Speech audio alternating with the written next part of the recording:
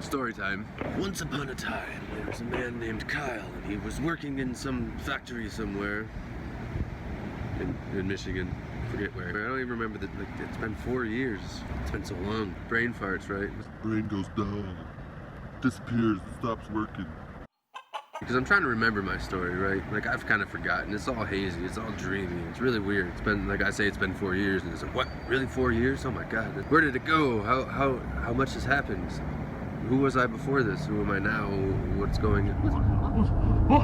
What's going on? And it's a really kind of a trippy experience, right? You kind of lose entire sensations of who you are and, you know, your identity of back then and compared to your identity now and how it's changed. And it feels like a completely different person, right? Like, it's hard to associate yourself with who you were in the past because it's so vastly different, right? As you work on yourself and as you improve yourself and as you evolve, the old you becomes like a distant, hazy dream of like, was that me? Did these things really happen? Like, I worked in, I was in the Marine Corps. I did my 2 tours, Ramadi, Iraq, Al-Assad, Iraq. Did that happen? Was I really in the Marine Corps? Like, because it gets reminded of me of like, oh, you're a Marine, you should be this and that. And it's like, no. I should be whatever I want to be. Yeah, you drugs. I can do what I want, bitch. And that whatever I enjoy being. That's all that matters, right? Allow me the ability to change and become something different. Allow yourself the ability to change and become something different. Why have we been taught to be stuck in certain ideas, certain identity? Once you have this identity, you can never become something else. Never again. You must remain forever that person. It's like, no, that person's got a lot of different possibilities and potentialities that I most of the time never tapped into, right? Fear stops us. Responsibilities. Anyways, back to my story, I guess, right? Working in a factory. I don't remember where I was, but one evening I had this feeling of like, and it was a feeling with a word, Guatemala. I didn't even know where Guatemala. I never even heard of Guatemala until this, right? Feeling like, oh, I have to get up and go. Where do I gotta go? Guatemala. Where's Guatemala? Oh, I'll do some internet searching, look around. And so I was like, oh, okay, I look online and find like Guatemala. And it's like, oh, that place is interesting, maybe I'll go there. And then, sometime, a couple days, a day, the next day, I don't remember the time of it all. But during break, I'm listening to the radio in my car, and there's an interview going on, and they're interviewing an artisan from San Pedro La Laguna. It's like, oh wait, that's on the lake I was just looking at, researching. It's there in Guatemala, Lago Atila. Oh, that's interesting. I was just looking at this place and now it's on the radio. There's an interview. And then, some more time goes by. That's right. I think I was living out of my car at this time. Just sitting in my car, getting drunk, and, the voice came in. That was my normal thing. I got drunk every day. Yeah.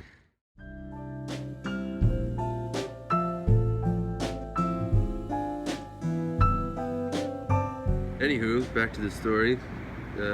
So one night it was like super strong, like I have to leave, or I'm gonna die here. It didn't have to do with situation stuff. It was this feeling of I have to leave, I have to go to this place, or I'm gonna miss an opportunity at life. Like, I have to. I don't know why, I don't understand, but it's pulling me. I have to go the next morning. The first break, I was always scared of people. During break, I'd hide away in the boxes, sit by myself, take a small nap, meditate. During this first break and finding my way in the boxes, hiding away, my boss happens to stumble upon me. And then asked me, what do you plan on doing? Are you staying, or do you plan on going somewhere? Some might say like, oh, it's because you're acting funny because you're hiding away and you're not being really communicative or relating with your fellow coworkers. So there's something up. But no, that's not necessarily true. But the thing is, I just got hired in, right?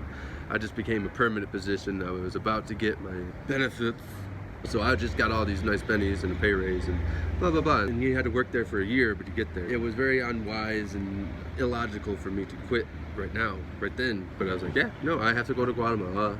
I don't know why, but something's pulling me there. I told my boss this. So he was actually very supportive of like, oh, you're doing something way out there. Like, who does that? Who just leaves their job and like, oh, I'm gonna go to a foreign country. I don't know why. I'm just gonna go. So, I finished my 2 weeks, lived out of my car for like another 2 weeks, a month or so. Because I was close to tax season, right? So I was waiting for my tax refunds. I was supposed to get $900 back. Right before I left, they sent me a letter saying, they confiscated my $100 to pay for my student loans. I waited that time, spent money, actually lost money on, eating, living, waiting for something that never even came anyways. Shortly after I left, I went to Guatemala, flew into Belize. I had to check on my coffee.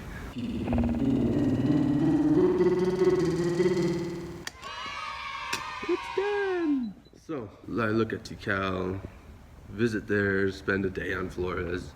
I didn't spend much time. I didn't have much money. I had to get to where I needed to go. I was doing these detours because I may as well enjoy and do and see and sightsee and be a tourist and yada yada. And the pyramids, you got to see the pyramids, right? They're one of set of pyramids that are all over the world. And if you're going to be in Guatemala, you may as well see some of the magic and mystery. Who built the pyramids? How did they build? What were they used for?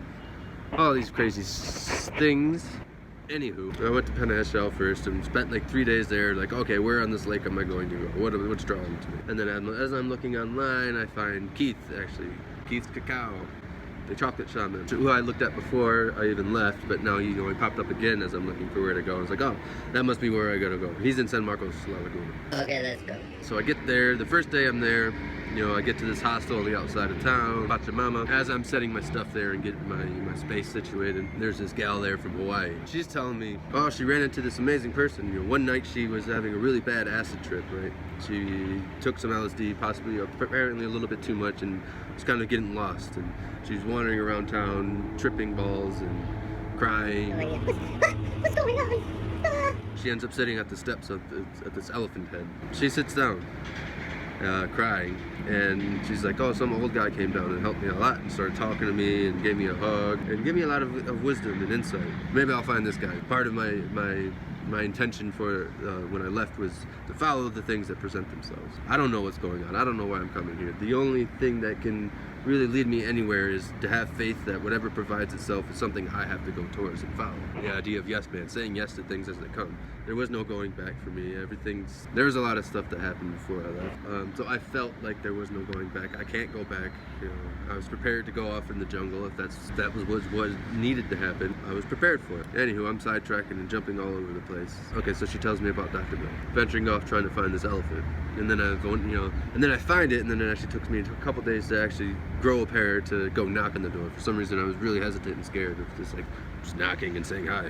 Which has, again, been a very common theme for me in my life. Smoked like a whole pack of cigarettes waiting too. That's a good way to introduce yourself to somebody you've never met before. I'll go smoke a whole pack of cigarettes and then knock on the door smelling like a ashtray. So anywho, eventually find it, knock on the door, greeted by this one of his students. Then they come in, they lead me into the room to wait, and I just happened to catch the doctor as he's coming out from his first reading, waiting for his next reading. And then he kind of looks at me and is like, oh, hey, I know you. And starts telling me all this stuff from my past, comes sits next to me, gives me a hug, and just tells me a lot of my stuff that I've gone through in the recent years of that time. It was very uplifting for me. And he's like, oh yeah, you can stay here, I can adopt you. I'm like, oh, okay, but I want a reading. I'm gonna get a reading. I'm gonna talk to you for an hour. So I get a reading, and in that reading again says, hey, I'll adopt you. You should probably come with me. Just hang around me for a little bit. Now, 4 years later, still here, still with him, stubborn. It was such an effect, such a magnetic effect.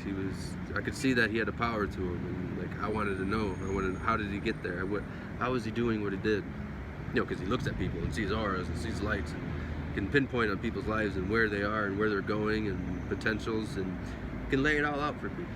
It was really interesting. And then sitting in readings with him for some time, I eventually did get to see light around things, and following those random calls of like, oh, I don't know why I gotta go here, but for some reason something's telling me and pulling me to go there, so I'm gonna just try, have faith, take those leaps of faith, and no, we can take the power, we can take leaps of faith. I'm sure I'm not the only person that was called to go to some random place, oh, I feel like going here, I gotta go here.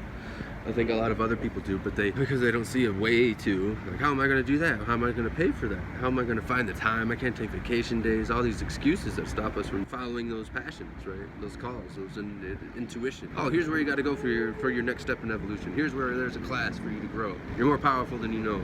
You can find a way. Do what I did, sell your car, sell all your stuff, do what you can to make some money. But then how many people never fulfill these longings, these desires, these pulls, because of fear, not apprehend a feasible way to actually go ahead and do these things, and so they never even try. Like, I don't know how I'm going to do that, so I'm not going to try to do it. Right? It just seems completely unrealistic. I remember when I left for Guatemala, my brother told me I was running away from responsibilities, which, you know, I don't know, maybe.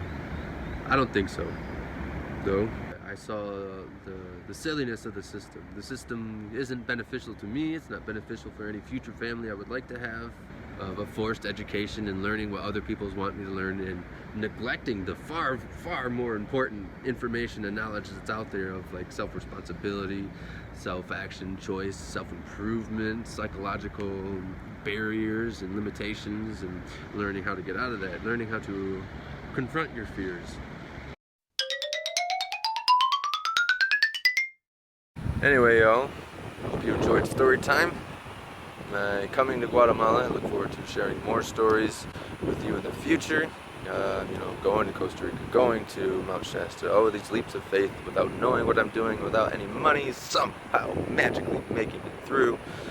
And I look forward to sharing that with you, and hopefully inspiring people to just live their lives and do their things without having to listen too much into the naysayers, oh, it's not possible, oh, that place is violent and scary.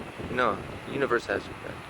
It's trying to experience itself through your actions.